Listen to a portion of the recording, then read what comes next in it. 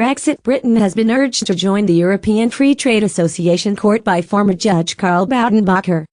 Mr. Boudenbacher claimed EFTA would be a solution to Brexit for the UK, insisting the court shared the same values as Britain and would allow the country to remain sovereign.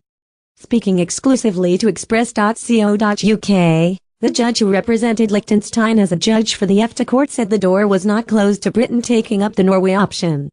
He said, when the EFTA court was created, it consisted of 5 participated member states. The EU was growing and growing, so the original thoughts were the Union would impose its values on these EFTA states, and those values are largely influenced by French and German thinking. Not so much by Nordic thinking or British thinking. Get a Brexit news. Karl Boudenbacher claimed EFTA was still an option for the UK, yet, EFTA had been around for more than 30 years, and EFTA has its own convictions, its own values. For instance, they believe in free trade. They believe in open markets. They believe in a modern image of man. When I'm now with hindsight analyzing our case law, and also my contributions to this case law, I am seeing that we are rather orientated to these EFTA values, free trade, open markets and alike. If Britain were to bring 1 or 2 judges to the EFTA court, in my view this would contribute to making this even more accentuated.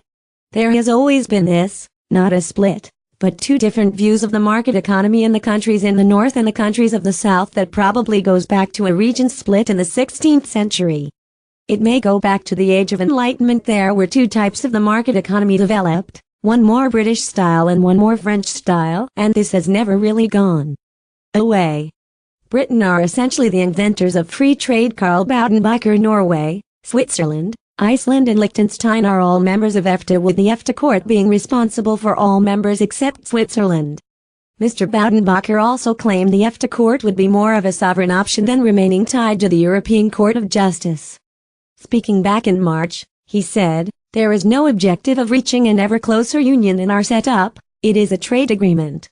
Britain has always been a free trade-oriented country. They are essentially the inventors of free trade, of the idea of free trade, and Britain was also a founding member of EFTA in 1960.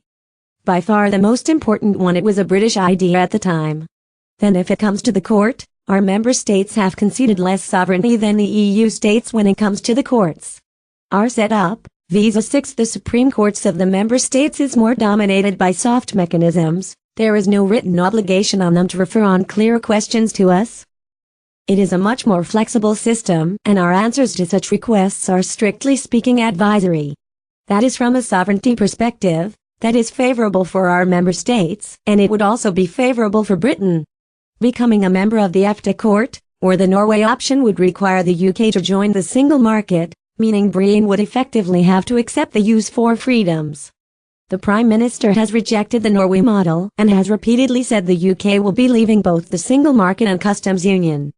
It comes as the House of Lords voted against the government's withdrawal bill last week, which has left the door open to Britain remaining in the EU, as well as keeping open the possibility of joining EFTA. Theresa May is also having a debate over the UK's future customs arrangement with the EU.